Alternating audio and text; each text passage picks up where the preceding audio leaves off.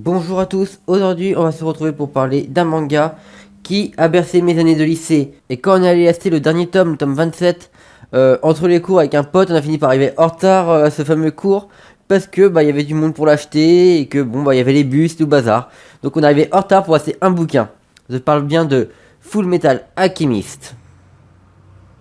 Petit résumé. Ed et Al sont deux frères, vivant à Rosenwald, une petite ville en campagne. Ils vivaient avec leur mère et leur père. Un soir, leur père décidera de partir de la maison sans rien dire. Leur mère étant triste, les deux frères ont décidé de faire de l'alchimie, ce que leur père étudiait avant. Et ces deux enfants révélaient bien un très bon potentiel en alchimie qui redonnait sourire à leur mère. Jusqu'au jour où malheureusement leur mère décède de maladie. Et c'est ainsi que les deux frères se retrouvaient seuls avec un père absent et une mère morte. Afin de la ramener à la vie, ils décident de faire une transmutation humaine. Suite à la tentative de la transmuter et de la ramener à la vie, cela a échoué. Alphonse, le petit frère, perdit l'intégrale de son corps et Ed perdit son bras droit. Afin de maintenir l'âme de son frère dans le monde réel, Ed sacrifia sa jambe afin de enfermer l'âme de son frère dans une armure. Suite à cet échec, les deux frères étaient dévastés et l'armée fut au courant et sont venus voir ce qui s'était passé. Mustang, alchimiste d'État, est venu rendre visite aux deux frères afin de les recruter. Et pour cela, il leur a proposé qu'ils auraient accès à des livres qu'ils n'avaient pas accès dans leur campagne afin qu'ils puissent retrouver leurs deux corps. C'est ainsi que déterminé, Al et Ed décida de s'engager dans l'armée. Ed demanda à Mami Pinako de lui fabriquer un automail à sa jambe et à son bras. Et c'est ainsi que les deux frères partis vers Central afin d'intégrer l'armée et ainsi avoir la possibilité de retrouver leur corps. Donc voilà pour le petit résumé de Full Metal Alchemist. L'histoire des deux frères qui ont perdu leur corps et que leur seul objectif est de les retrouver. Et retrouver leur corps ne sera pas sous effet. Entre le terrible choc qu'ils découvriront sur l'alchimie, leurs adversaires, leurs alliés, les pertes qu'ils ont subies, tout cela fait que cette œuvre est vraiment géniale.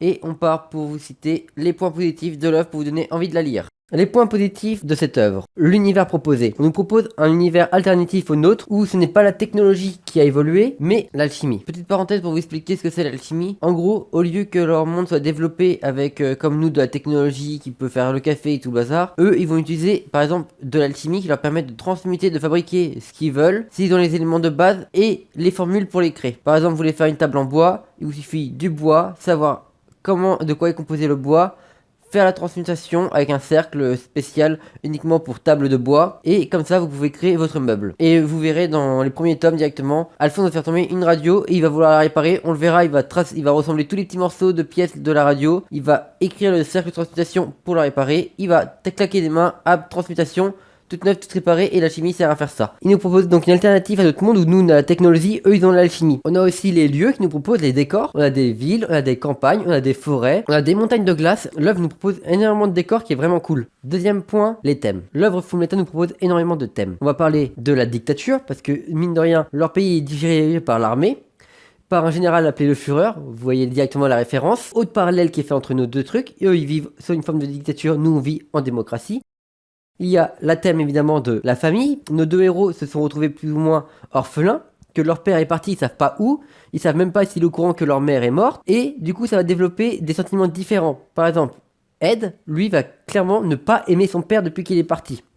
Et encore plus quand sa mère est morte et qu'il n'était pas là il était pas à ses côtés là pour ces derniers jours, il va découvrir une certaine colère envers son père. Alors que Alphonse, bien qu'il soit aussi un peu fâché, lui, quand ils vont éventuellement le retrouver, le revoir, il va vouloir, lui, se rapprocher de son père, savoir qu'est-ce qui s'est passé, discuter, tout ça. On va avoir aussi l'esclavage, on va avoir aussi des génocides, donc pas mal de thèmes abordés, un peu comme la One Piece avec les esclavages, tout ça aussi qui sont abordés. Fullmetal fait la même chose. Il a aussi des très bons thèmes. Troisième point, l'œuvre va nous proposer énormément de personnages, avec des caractères différents. Certains seront clichés, certains seront originaux, mais auront tous une écriture plus ou moins bien détaillée. Qu'on passe à nos deux héros, à par exemple Mustang, le Führer, les ennemis qu'ils vont rencontrer, les alliés qu'ils vont rencontrer, personnes qu'ils vont rencontrer dans leur quête qui vont avoir eux aussi des objectifs. Par exemple, je pense que si vous connaissez l'œuvre, je vous rappelle qu'il y a la chimère avec Nina. Donc voilà, il y a beaucoup de personnages qui ont été énormément développés. Je ne vais pas pouvoir vous dire, sinon vous allez vous spoiler, donc je préfère éviter.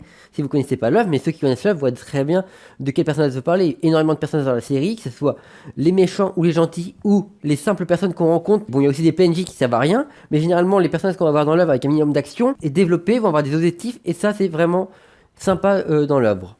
Et dernier point, certaines phrases phares du manga. On aurait pu mettre ça avec l'aventure, le développement, tout ça, mais ça c'est un autre point que j'aime bien. Ils ont énormément de phrases plutôt sympas. Bon, il y a un et tout n'est qu'un, bon bah, la symbiose de tout. Ça c'est la basique que tout le monde connaît. Mais moi, une de mes préférées, c'est celle que Ed dit à Rose. Toi, tu as tes 2 jambes, alors lève-toi et avance. Bon, c'est plus long que ça, mais je vous la résume. En gros, c'est ça. Et symboliquement, ça veut dire, bouge ton cul, lève-toi et va de l'avant. Te laisse pas apitoyer sur ce qui t'arrive. Et je trouve que cette phrase était vraiment cool dans le contexte, ça a été dit. Et il y a plusieurs petites phrases comme ça qui est dans l'œuvre. Et voilà pour les points positifs que je voulais vous présenter. On a un monde détaillé, original.